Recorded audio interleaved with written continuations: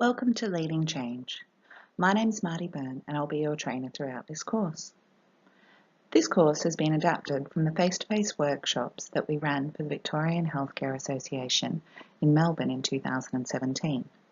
It focuses on taking you as a leader through processes that will help you guide and manage your team through change projects. This course is made up of 10 chapters, each chapter focusing on a different part of the process of leading change.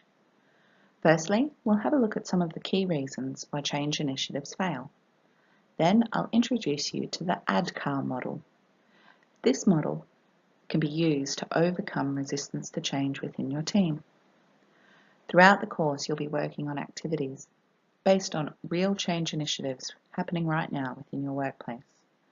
To make sure you're ready for the activities, go to the Download Workbook tab, download and print your workbook so you can complete the activities as we go. Before we get started, can you cross your arms for me? Just like normal. Easy, right? Now I want you to uncross them and cross them again, but with the other arm on top. Not so easy, hey? How did it feel when you had to change your arms around? Did it come naturally, or did you have to stop and think about it? Quite often, change in any way is uncomfortable for people. That's what this course is about, how you as a leader can help guide and support your team through change even when it's uncomfortable. So have a think now about what change you would like to focus on during this course. It could be a big change that you're managing, such as a redevelopment or implementation of a new system, or it could be something small just within your team. Whatever the change is, these activities and this process will help you. Let's start off by looking at some of the key reasons why change often fails. Have a look at the graph and then all of the options down the left-hand side. You can see there are two really major reasons change fail. What do you think those two out of the list on the left might be? I'll give you a minute.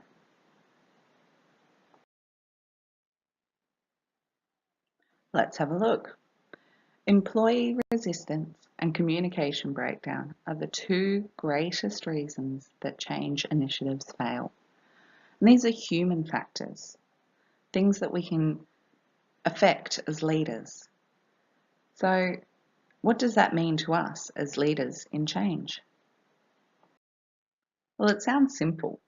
I guess all we need to do is create buy-in across the organisation and communicate well to our staff. Easy, right? But see, that assumes that the organisation is one solid thing. But unfortunately, organisations are not a single beast. Organisations are made up of individual people. To make change work successfully, we need to understand how change happens at the individual level and facilitate change with each and every person. For a group or organisation to change, all the individuals within that group or organisation must change too.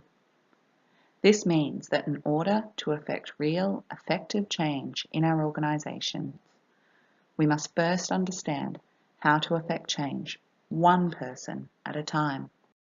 Before we can figure out how to facilitate change with individuals, we first need to understand who they are.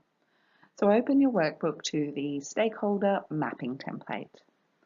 This is where we're going to identify each individual or group who are going to be involved in the change and consider their interest, the impact, and their influence over the change. So on the first column, think about the first person or group that will be involved in this change. Have a think about how interested are they in this change? Is it going to be really important for them, or do they just need to be made aware of it? The next column, write down their impact. Will it change their job role, their hours? Will it change the resources they use? Will it change the location they work in? Under influence in change, this relates to how much say they have in what the change is and how it happens. So perhaps somebody who's senior in finance would have a great deal of influence over the budget and finances of the change. A frontline worker may not have as much influence, but they're more likely to be impacted or interested if it's a change in work processes or materials.